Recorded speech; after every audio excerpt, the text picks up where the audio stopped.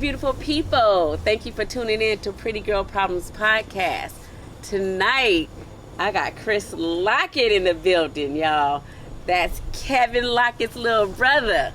What's up? Nothing much. Thank you for having me up here. You know, you survive every time we connect. Yes, how are you? How you been? I'm good. What's been going on in your world? I've been working, making the best of it. I just put another album out April 9th. My brother Kevin and my brother Herman birthday. Put the All-American Shooter Part 3, the Book of Good Deeds together. It's out. I think I'm at about 250,000 streams right now. Okay. Yeah. Okay. So you're a rapper? Yes, right now I'm a rapper. From East Oakland. Yeah. Kind of put you in a trance a little bit.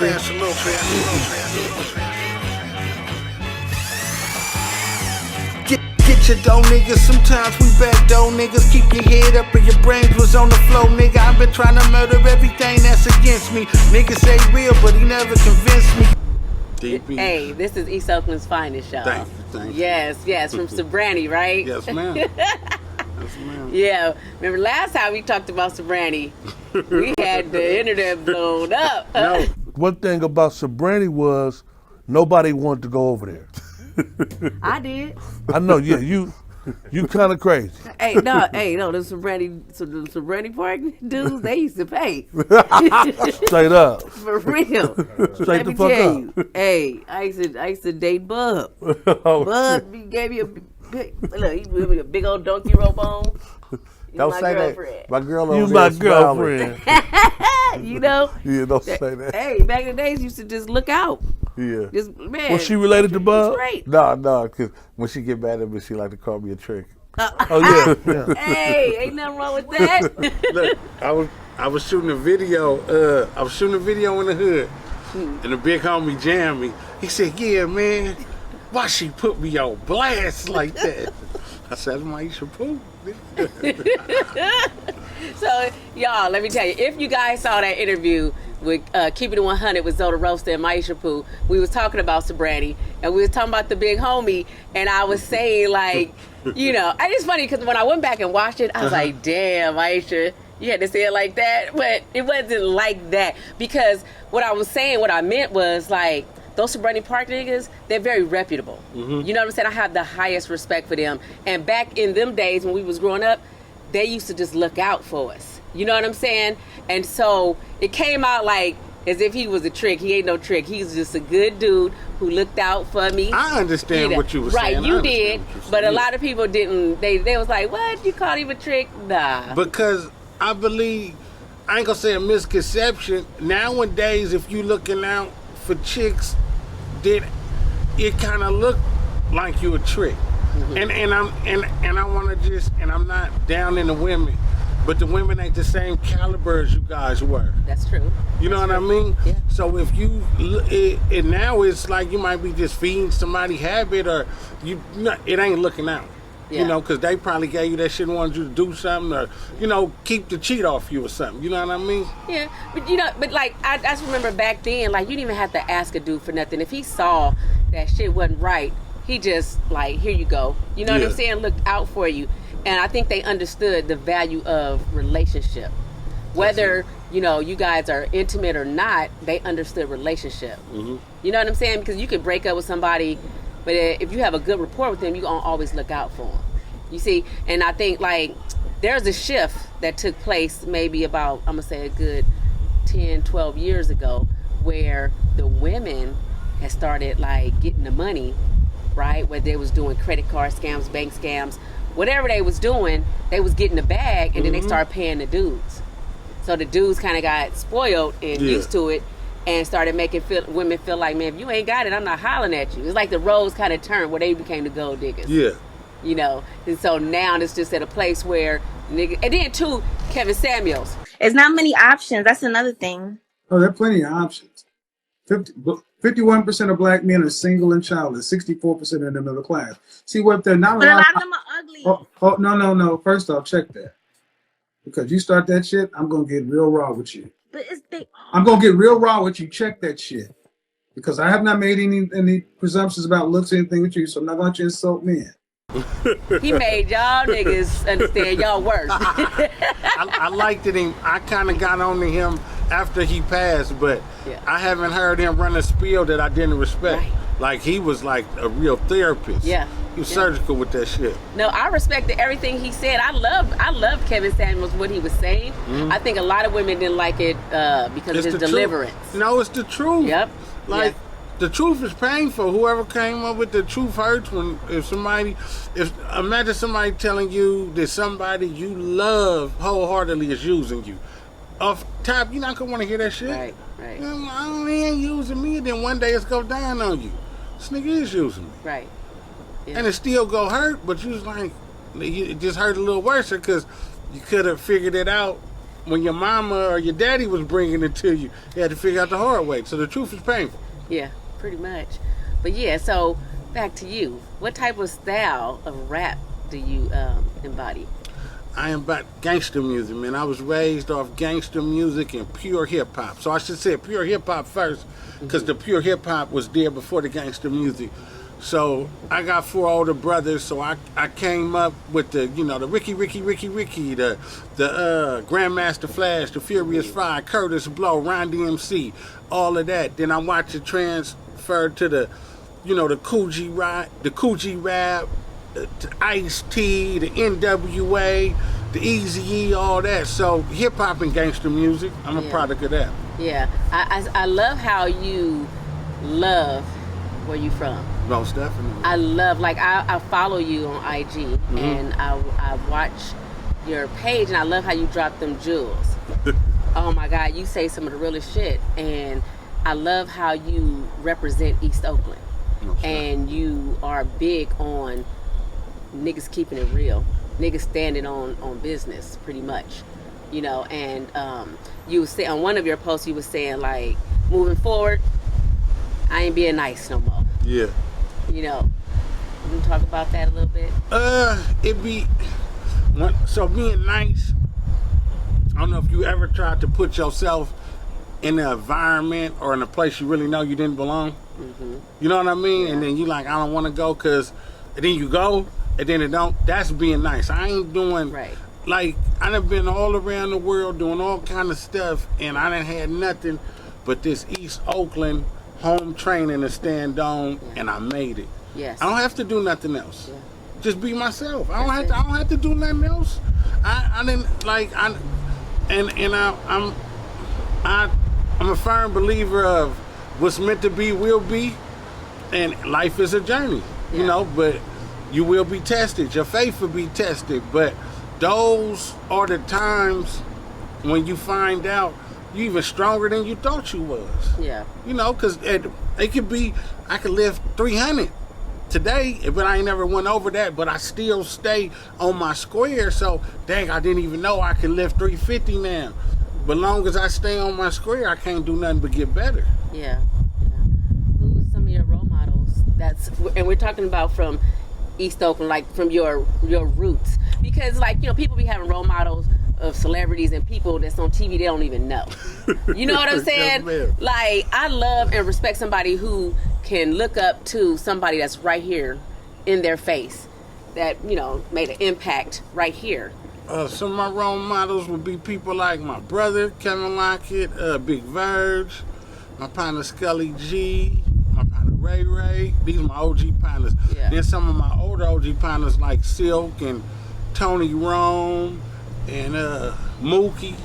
They taught me how to survive. Yeah. But back then, like, the teaching process was different. You had to really pay attention and figure things out on your own. It ain't like nobody just gave me no manual or script.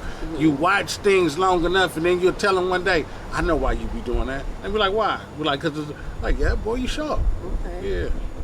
That's what's up. So you was a very good observer. Man, you had, and it was, I got off the porch in '88, and the town was different. It was moving real fast. And when you were young, they only recognized you by what family you came from. Right.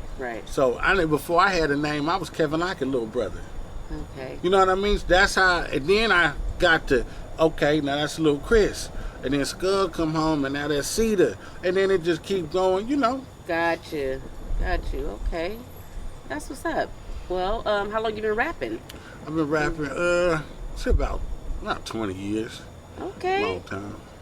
Probably longer than that, because rap was one of them things that you got whippers for doing in my era. Really? Because rapping was new. You get your ass whipped. You better learn that schoolwork like them raps. Okay, yeah. I see that. So, I've been rapping since I was a kid. You had one of them kind of, I don't know if rap was on the radio, it wasn't on Cameo or none of that. Probably was on K-Poo.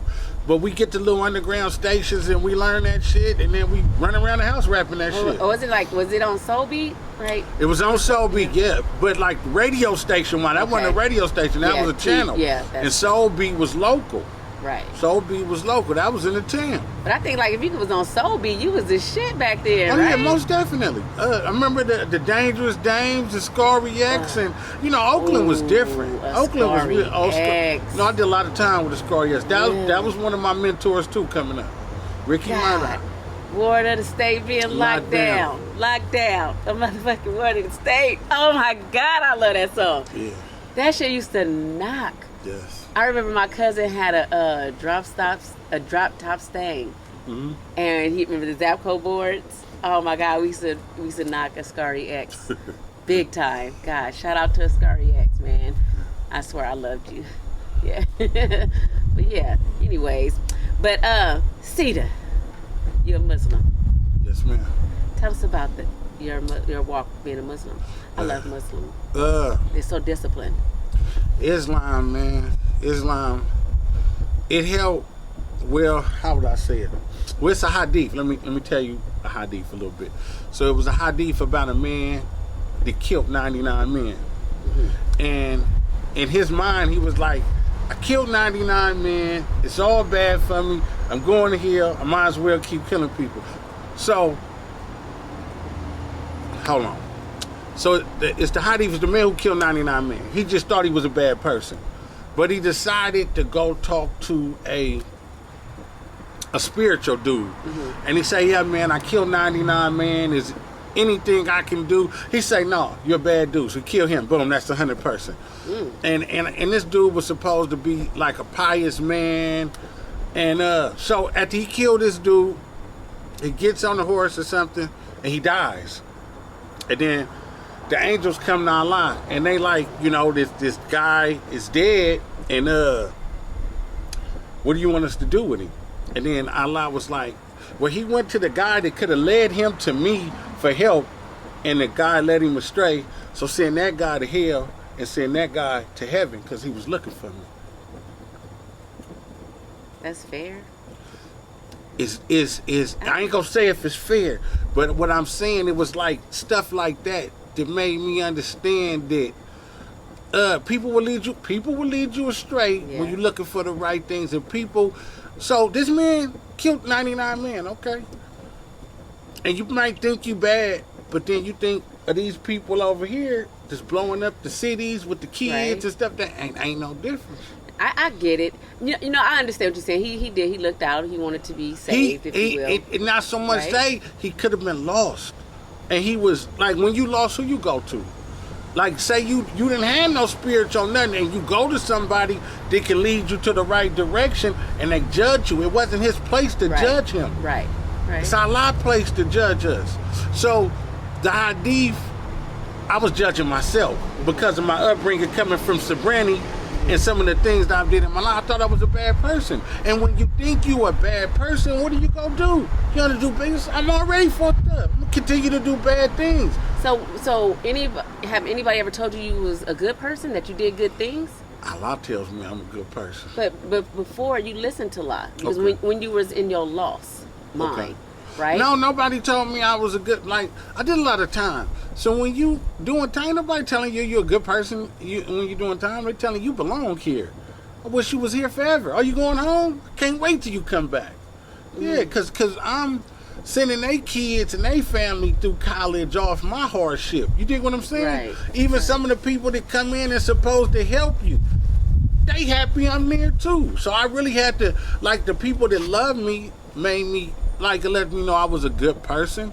But The judge didn't. But it don't matter from the judge. It matters from Okay. the people you love, right? I understand, but once you go through, I deal with being institutionalized.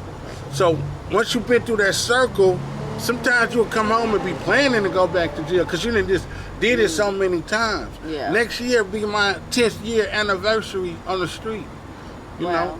So I have been in a lot of places where people would do things to you and make you feel like you was a bad. I accepted being a bad person before Gotcha. I accepted Islam. Yeah. And when I accepted Islam, cause when you a bad person and you think of doing something good, you think of soft. Okay. And then when you realize that those are just stereotypes, the felons and the all the stereotypes they put on you, Yeah. drug dealer, this, that. Big Pharmaceutical is the biggest drug dealer in the world. Right. But you'll tell me because I got a pack outside that so when I accepted Islam, I was able to balance things by my blessings. Like I'm still on the board. Beautiful family. Allah wakes me up in the morning. So then I was like, I gotta start trying to. I spent so many years doing the wrong shit. Now I'm trying to do the right shit. Right. And to me, the right thing is telling somebody the right thing or trying to help somebody, and not to help. The help where if you see somebody in the hole, you jump in the hole with them, and you don't get out till they get out. You get them out first, and you come up. Yeah. You know what I mean? And I don't do too much worrying. Yeah. I don't do too much worrying. Right. Yeah, worrying not gonna help. Nah, it's stress not you gonna out. help. Yeah, I was looking at another one of your posts where you was talking about, when it's not cool to try to beat somebody when they already down. When I start going through the youth authority, I was around a lot of dudes from where Zoe was from, but back in the day, they called the rolling 20s. Right. So leaving out of the hood, Sobrani closed net neighborhood, and I'm, shipped off, and I'm with these dudes, and dudes kind of raised me right too. They gave me a lot of game, because being from Oakland, you was held to a very high standard. Mm-hmm. So I had OGs put me to the side, like, nigga, you acting like these Crips in here, nigga, we from Oakland. Tighten your program up, and because I used to be a fool at school. I used to go to school and say, man, go to school and learn. So I went to school and I tested out a special ed and I learned how to write raps, and I wouldn't have did that if I didn't have Whammo and Coco and Squirrel around me watching me. Nah, that ain't how we conduct ourselves. That's why I take that East Oakland shit to the heart. Yeah.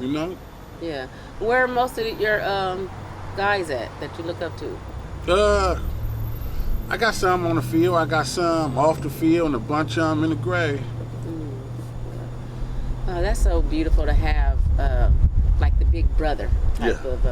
That's what we need today Yes. for these youngsters. Like, Fab doing the thug therapy. Mm-hmm. Have you been to that? A few times. Yeah. Few times. Yeah. Yeah, I always talk about that because it's so important that the men, seek some help. We were talking about thug therapy so many years before it happened, and then a mutual friend of mine and his, Danny from Sobrani, he went through like a mental breakdown, and somebody lost their life, and so it was a long time coming with the thug therapy. I'm glad it's here, but man, you be like, everything happens when it's supposed to happen, but we have been plotting that before watching my partner lose his mind. So in a sense, I probably wanted to say, I wish it would have got here sooner, but I'm glad it's here, and I'm glad it's, it's helping somebody. Yes, absolutely, absolutely. And so I just want to go back and say, like, the reason why I was asking, like, about did you hear anything good? I guess because I'm speaking from a perspective of, yes, I've been to prison, right? And I've done things. But I guess for me, I look at, like, when you're a certain age, once you hit a certain age, you know better. Yeah. When you know better, you should do better. Yeah. So it's kind of like I hear a lot of these stories like, well, I wasn't loved. I didn't hear these things. And so I just rolled this way, when it's like somebody loved you. I'm sure somebody had to love you enough to, say, okay, I'm going to go this way. But I also understand, too, you have to change when you're ready to change. Yes, Do you agree with that? Yes, I agree wholeheartedly with it. And change is, change is hard for some people, especially people that we used to have a saying back in the hood back in the day, like, nigga, you ain't never been past the stop sign. And when you come up in environments like that, it's hard to change. Some people don't want to go past the stop sign because they love everything they surrounded with. And life is what you make it, man. I got a sister that graduated valedictorian from Castlemont, and then graduated from UC Irvine. Okay. All my brothers was hella smart, and they graduated. Just me and my younger brother, I had got off the porch, like I said again, at 12 years old. I had no business getting off no porch at no 12 years old. Yeah. You know what I mean? But you choose your own paths. And yes, I was loved, and yes, I had everything my other siblings had, but the streets, it was moving fast, and I'm seeing, and then I'm watching my brother, and then he disappear on us. You know, he get grabbed for a serious crime, and he's gone for about 10 years. And mom's was a little older. I'm the baby of 6 kids, so Sabrani Park, and I'm famous, and I'm running around. So, but I bump my head a lot of times, and the fascinating thing now is I watch the board, and these youngsters don't get to bump their head as many times as we did. It's like they bump their head one time and it's over. Right. You know, and I feel, and my heart go out to them, you know. Yeah. Because they don't have the love that we had, where somebody would really stop you from doing something that could alter the course of your life and kick you in the ass. Right. You know, these OGs, including myself, I ain't real quick to kick none of these youngsters in the ass right now. These youngsters are dangerous, you know? So if I feel comfortable with trying to pull you to the side, I'm even do that with cautious. Yes. You know? Yeah. But it's a big disconnection. You know, because we looked up to ours. I don't. These youngsters look at us like if we ain't on what they on, we slow. I think they lost respect. Yes, they did. Yes, The respect. yes. We had respect for our elders. Yes. And it's just no respect. Like, I look at some of these girls, even the young girls, the way they talk and conduct themselves in public. Like, it's like the simplest thing for me, right? Yeah. Coming outside with pajama pants on, with a bonnet on. You know what I'm saying? Like, how do you come outside like that? It's like, come on, you gotta, you know, appearance and your image is everything. Yeah. Really is. So yeah, we gotta get, you know, something gotta give where we get these youngsters on track. I don't know how we gonna do it. Maybe you could do it through your, well, you know what, your Instagram post. You know, we gotta do more than that. Very educational. We gotta get the right ones, because I look at it like this: the youngsters might not listen to us, right? But if we get the people they listen to and convince them, they go listen to them, everything go fall in suit. Yeah. So you gotta get you gotta get the leader youngsters, the right ones, the ones that everybody looking at, and you change them. Yeah. And then you send them back in there and they change them. And then the other little youngsters be looking at it like, okay, we doing this now. That's how you do it. That's real talk. You have any kids? Yes. My oldest, I got Lil Cedar, Amina, Kevin. How old are they? Lil Cedar is about 28. Amina is 17. Kevin is 12. And I got a set of twins that are twins like 2.5. You got new babies? I got 2.5, and I got about a 5-month-old pregnancy going right there too. Damn, you about to start fresh. Yes, ma'am. How you feel? I'm blessed. If Allah trusts me with another one, it must be for a reason. Oh my! You know? I couldn't imagine having a baby. This, like, I'm too old for that shit. I went to the doctor the other day, and a doctor gonna say, "Is there any chance you could be pregnant?" I said, "If there's a baby in this body, get your life right, because it's Jesus up in here. It's a miracle, baby." No, I can't do it. How many kids you got? I have 3. 3? They're grown, 29, 18, 17. Oh, yeah, you ain't going back down that road. And, man, and listen, they better not bring no grandbabies no time soon. I want to be, because, here's why. I want to be like my grandmother was. I want to be a real grandmother. I don't want to be a grandma. Okay. And you know what I'm saying? I want to be that grandmother. What's a grandma? You know, they still be wearing and twerking and doing, you know, looking fabulous. Well, and, you don't look like nobody grandma. And never will in that light. But I want my well, I ain't gonna say never. We never say never. But I do take care of my body. You know, I just want to be that grandmother that, you know, we go on trips and I could watch my grandkids. I have the time and love on them like my grandmother loved on me. You know, I don't want to be that grandmother like, oh, you got to pay me to watch my grandkids, or you know how that shit go. Yeah. You know, no, I'm going out tonight. No, if I'm doing something, it's you know, it's gonna be something that's well needed. You know, but I want to be able to give a lot of my time to my grandkids, especially if my kids are working or, you know, still trying to succeed. I don't want no outsiders watching my grandkids. Gotcha. But I have to have financial freedom for that. So I'm not ready yet. You see what I'm saying? So, and I know that's kind of selfish to say I'm not ready.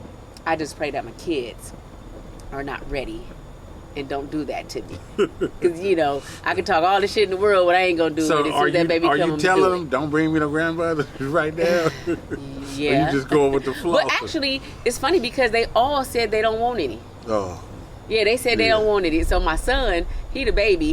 My 18-year-old was giving me some problems for a little bit, right? Mm-hmm. He said, "She is why I don't want no kids." He said, "I want to deal with that." And then my 29-year-old, she's still a virgin to men. She's shit. never been with a man. So That's beautiful. yeah, I told her, look, I ain't shit. I told her, I said, I'm gonna take you to Dubai. We're gonna get a meal ticket for that. I was like, yeah, you waited. You 29 years old and still a virgin? Shit. We gonna go get a straight meal ticket for that. Meal ticket, stupid. She was like, Mom, you ain't shit, Mom. So is Floyd Mayweather really trapped in Dubai, or is they just playing? Ooh, I don't know. Yeah, no, it's a couple. I don't know. It could be gossip, but I thought you would have seen it on the Instagram. I think that shit would be all over the local news. That's what I was thinking, that too, would be yeah. just like, remember, like that the female basketball player. Remember? Yeah. It was all over news. So come on, you know Floyd big. She was a prisoner, though. They ain't saying he a prisoner. They just saying But they him gonna let being him stuck leave. is kind of still. Yeah, you are. Yeah. You know what I'm saying? And then I'm going to Dubai in September. Shit, if You his ass been? stuck, Before? no, it's gonna be No. my first time. I'm going with some of my friends. I'm excited. My I'm gonna partner go see. just do a function out there. My partner Stone, he just do a gathering out there. Which Stone? Jay Stone. The Feel one that's no? in Texas? No, yeah, the one that was in Texas. Yeah. Yeah. Oh, Stone always doing big stuff. He do stuff in Africa. Yes. That's the next play. Yeah. Oh my gosh. Shout out to you, Stone. Stone is such a good dude. Like when I was in Texas, oh my God, he showed me such a great time. Just, that Bay Area love. And that's why I like, another reason why I really am big on celebrating people from the Bay. Because everywhere I go and I say I'm from the Bay, they love us. They love us. And so I want people from the Bay to sit here, and I want the world to see the true Bay people, especially East Oakland. I'm from East Oakland, so. I was in Kansas City one time. I ain't gonna use no names, but a local rapper out there said to me, he said, "Man, you so cool, man." He was like, "I spent this much money with this dude out there, man," and he said, "He ain't like you." He said, "He ain't like you." And I'm like, well, we all ain't like each other, and I'll be like, it's an age difference, but it's a lot of good fellas come from where we come from. But he was just so mesmerized, but I don't know, it's pick and choose. You get like 5 brothers. All the brothers ain't gonna be the same. Of course. But even though they raised by the same people. Yeah, but the majority wins. The majority wins. For our era. At least our era.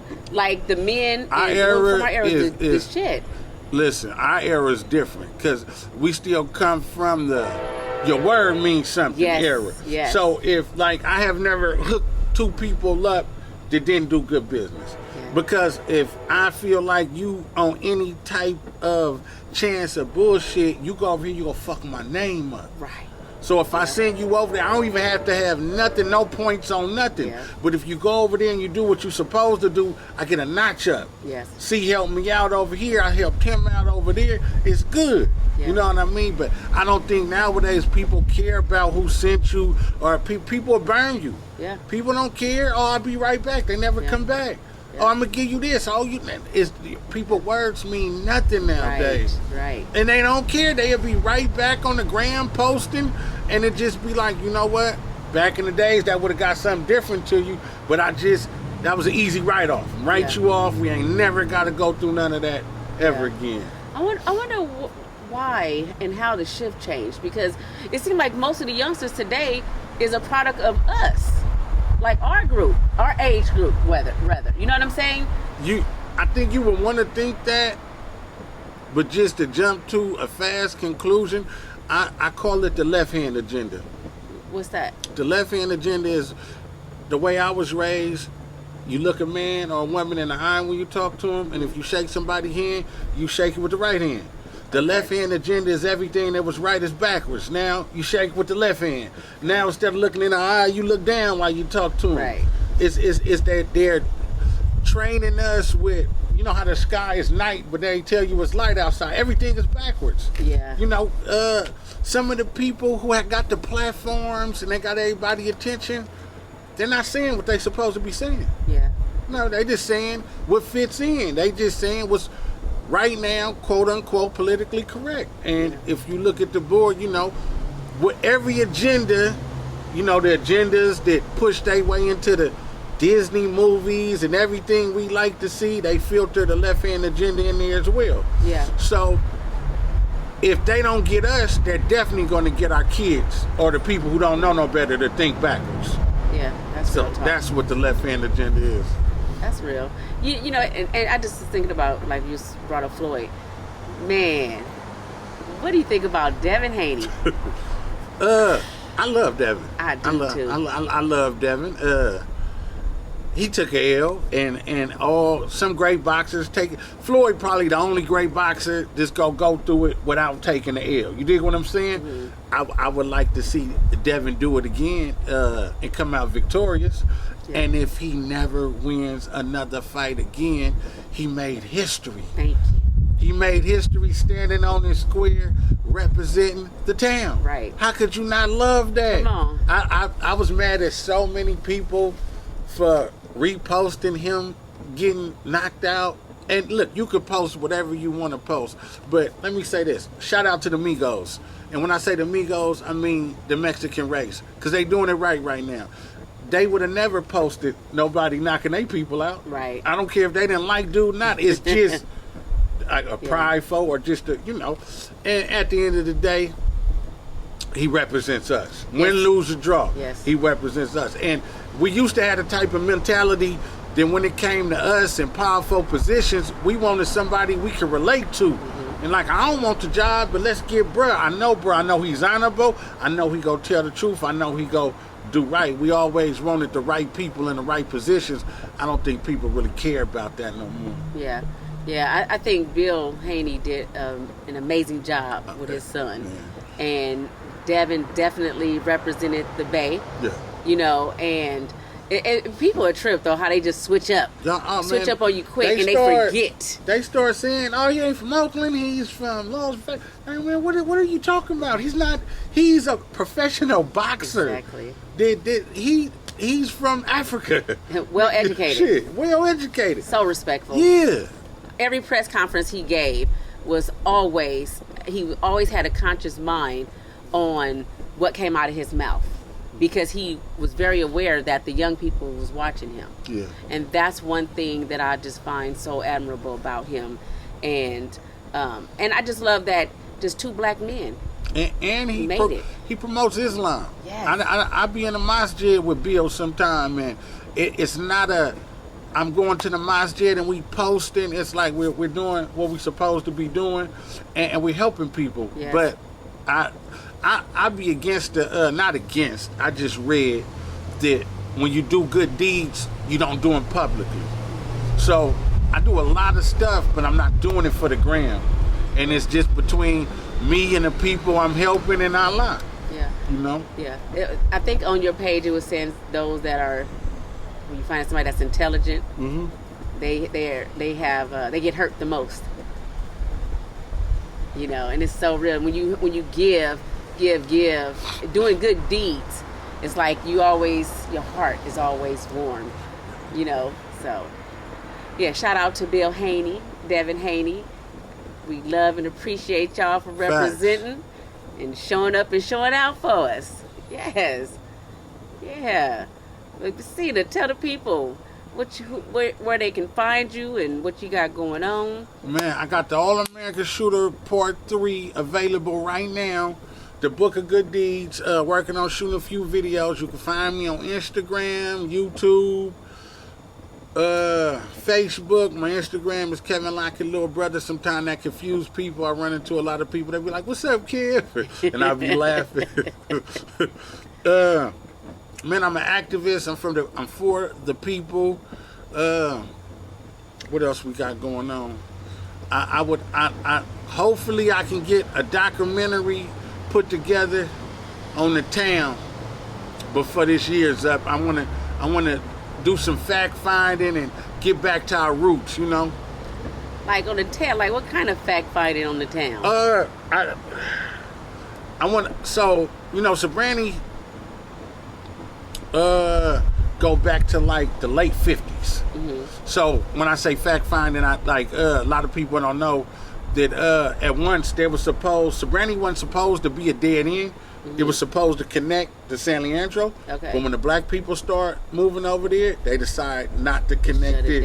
Yeah, and they had something called white flight, where when one black family came to Sobrani and all the white people moved to San Leandro. So that's how Sobrani was once an all black neighborhood. Oh. Yeah. So interesting fun fact. A lot of people don't know this. Oakland was different in my era. You know, all the bus drivers was black. All the corner stores were black. Pig feet, big old cookies and stuff up in there. So I think we appreciated it different. You know what I mean? And it was a lot of love. It was a lot of love. And when I say love, I guess it was the love that came from like a person don't know me, but they knew my brother and sister. Yes. So, you know, they go stop. Oh, that's my homegirl, brother and sister. Let's make sure he get to where he going safe. So I ain't really understanding it till I got older. But coming up, we had a lot of guardian angels. Yeah. Remember, especially if your people was good people. Right. Good things happen to you. You know what I mean? Yeah. You think the problem came in when black folks wanted to be integrated with the white folks? Yeah. Listen, I do a lot of listening to the people who make a lot of sense on it, and I would have to agree that we weren't ready for it. You know what I mean? We would have knew how to love on ourselves and depend on each other a little better without integration. Yeah. Integration, we just gave them somebody to point the finger at for the ills of life. You know, oh, I lost my job. They gave it to somebody. But you know the blame them. You know. We do pretty good on our own. All the little cities they had to come destroy to set us back proves it. Yeah. You know, it was a black Wall Street in every state. They only tell you about certain ones, but it was something. And they hit us. They hit our black Wall Street with crack. Right. They didn't have to drop bombs and burn. They didn't have to do the old slow way. They hit us with the fast way. Right. You know, they hit and that crack shit played a role in the disconnection.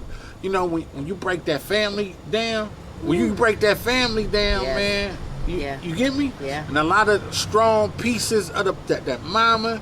A lot of families lost that good mama, that good daddy, and only had grandma.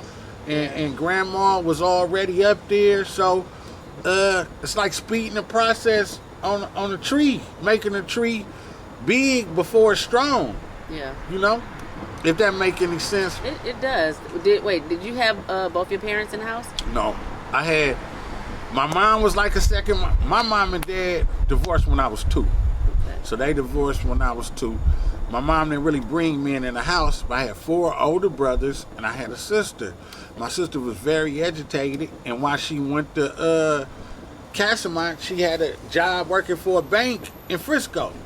So it was just like, you know, we came up blessed. I ain't never lived in Oakland wise. But in my adolescent years, I stayed in the same house in Serenity Park all my life. Yeah. That's what's up. All right. Well, thank you so much for hanging out with me. Most definitely. Sharing your anytime, story. Anytime. Oh, we got to say something about the OG Tear Talk. Zoe, let me tell one of my Zoe The Roast stories, man. The first time I met Zoe The Roast, and first let me say why I love this Zoe so much, because to me, you know, I don't know how far you go back with Zoe. Since I was 15, and I'm 49. Zoe used to be the boogeyman. Yeah. And people, I remember people didn't want to speak his name. You dig what I'm saying? And it was times where, you know, because I'm a little younger, and it was times where we could have crossed paths, but it's like, I don't know what that nigga on and shit. But my partner, so first I say, the first time I met him, we was in Santa Rita, and we was in the bullpen. And this man was humongous, with a skin shaved bald head with one dreadlock. He looked like a monster, bro. And we in there. He got all the youngsters in there, and we rapping. And you know, he's like, "Where you from, Sabrani?" That was like the first time I came across him. So later down the line, my big homie Scully G and him had a relationship. So I'm talking to G. And I'm like, "That's your folks?" And she like, "Hell yeah, that's my real folks." So I put it to the test. I'm like, "Yeah, I want this, want. I said, "Call him." I call him, and we talking. At first, he like 2,800. I called G. I said, "Man, tell me 2,800." He said, "All right." 5 minutes later, he called back. He said, "Youngster," he said, "Hey, don't worry about nothing." He said, "I know you was connected with the people." And boom, he made it happen. So right then, it connected with me, like with Zoe, did like. The affiliation was more than, we rocked ever since. And then he had a situation where him and Sada Baby, some business didn't turn out. Where I guess he booked him for a show didn't pan out, kind of lost. So when Sada Baby came back around, there was some things going on, and I intervened and I made it right. And it was like about 2 weeks after he looked out for me. So it was like boom. And I talked to him. I'm like, "Bruh, you know," and I miss Sada, and he's another, shout out my nigga Sada Baby. He's a stand-up dude. So the situation, the way it was going, he didn't tweak or panic. He just reached out to the people he knew on this side of the board. Right. And good thing it was me, because I was able to connect them once again, and everything was smooth without no bullshit. Because Zoe was like, I don't really think there's too many people like Zoe around no more. Like, you know, people like the easygoing party people. Right. You know, people don't like the, I gotta watch Cedar all night. And it ain't nothing I did. It's probably something you heard about me, because that's how it was with Zoe for a lot of people. They hear the boogeyman stories and, oh, Zoe coming? You know, all the, you know, but Zoe was a real good fella to me, you know. Yeah, that's what I, you know, it's funny because I did a post. And I named it the Boogeyman. Hey, I just wanted to get on here and say, I love the Boogeyman. And the Boogeyman happens to love me back. And I say that to say that, you know, growing up in my era, the men in my era, they were considered the Boogeyman. They protected us. They provided for us. And they loved on us. And what we all know, Zoe was a monster, the Boogeyman, all that. I don't care. I love Zoe. Zoe loved me with no conditions, okay? He was one man that loved me, that didn't try to sleep with me. He loved me for me. He always had my back, put money in my pocket to make sure my kids was good, put me in a position to win, you know, and it's like, I understand some people out there have their reservations, their feelings about him, and that's fine. I respect it. I respect it. And I know that sometimes the intention is well, but the disrespect still comes through. You know, I've been getting phone calls, you know, oh, Maisha, I'm just checking in on you, see how you doing, you know, but a lot of niggas happy Zoe dead, you know, and I'm sure that's true. However, I don't want to hear that. Yeah, I you know, because I'm a realist. I'm gonna keep it real. It's like a lot of people, they didn't like Zoe. They feared him. You know, it's a difference. They didn't love him. They feared him. And you know, I get it. And he recognized it. He respected it. Yeah. You know what I'm saying? But Zoe was so real and showed me so much love from day one. Him and my cousin Willie Clay. Yeah. They was best friends. Okay, that's how I met Zoe. He came into our family when I was like 14, 15. And he always just gave me love. And I always say this. And I'm going to say it to y'all bitches. Okay? Zoe ain't ever tried to fuck on me. Okay? Zoe just loved on me. And that was a problem with the show, the last show. You know what I'm saying? Yeah. She likes Zoe. No, I love Zoe. That was my family. He gave me love. He put me in a position to win. You know, when I was going through shit, he looked out. So Zoe, I don't give a fuck who don't like Zoe. Whatever Zoe did, I love Zoe for the man that he always showed me he was, being a family member to me. So, yes. Zoe always, another thing about Zoe, ain't none of y'all business, but Zoe always kept me on a good play. And that's like in this life you live in, people say they love you or whatever. Right. But if ain't nobody calling your phone about no business, Come on. you know what I mean? Ain't nobody calling you, ain't nobody putting up. Zoe always put a play.